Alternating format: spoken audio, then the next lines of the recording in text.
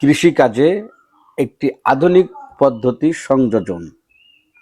প্রিয় দর্শক, ডিআর এগ্রোর পক্ষ থেকে আপনাদেরকে শুভেচ্ছা। দেখতে পাচ্ছেন পেঁপে চাষ করা হয়েছে কিন্তু মালচিং পেপারে। আজ আপনাদের দেখাবো ভিডিওতে কিভাবে মালচিং পেপার ব্যবহার করবেন। প্রিয় দর্শক, সঙ্গেই থাকুন। আপনার বিস্তৃত জমিতে ঠিক এভাবে করে ছোট ছোট করে বেড তৈরি করে নেবেন।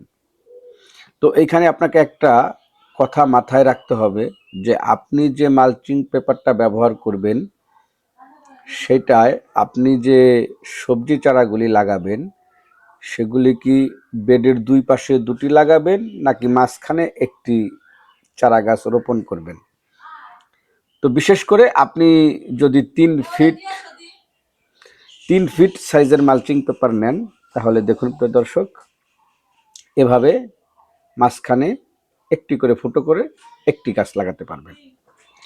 আর যদি আপনি 4 ফিট সাইজের নেন তাহলে দেখুন এভাবে দুই পাশে দুটি করে ফুটো করতে হবে এবং এই 2 ফুটোর মধ্যে আপনি আপনার সবজির চারাটি রোপণ করে দিবেন।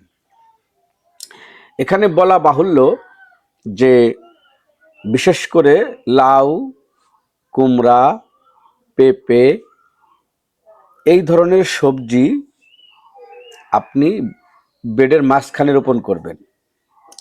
আর মরিচ, বেগুন, টমেটো, শসা এগুলি দুই পাশে দুটি লাগিয়ে দিবেন। দেখুন প্রিয় দর্শক, গর্ত করা হয়ে গেলে আমরা জৈব সার দিয়ে দিচ্ছি, কারণ প্রতিটা গর্তের ভিতরে ট্রাইকোডার্মা মিশ্রিত জৈব সার ব্যবহার করলে গাছগুলিতে শিকড় পচা রোগ বা গোড়া পচা রোগ লাগবে না এবং জৈব সার দেওয়ার ফলে এই চারা গাছগুলি সহজেই তাদের খাদ্য গ্রহণ করতে পারবে এবং তারা সহজেই বেড়ে উঠতে পারবে। তো প্রিয় দর্শক, মালচিং পেপার নেওয়ার জন্য আমাদের স্ক্রিনে দেওয়া নাম্বার আছে, সেই নাম্বারে আমাদের সাথে যোগাযোগ করবেন এবং আমরা কুরিয়ারের মাধ্যমে আপনাদেরকে মালচিং পেপার সরবরাহ করব। তো পুরো প্রক্রিয়াটা আপনাদেরকে আমরা আসলে দেখালাম যতটুকু পারলাম, কারণ পুরো বিষয়টা তো আর দেখানো সম্ভব না। তো দর্শক দেখুন যে প্রতিটি গর্তের ভিতরে আমরা কিভাবে জৈব সার দিয়ে তারপর একটি গাছ রোপণ করি।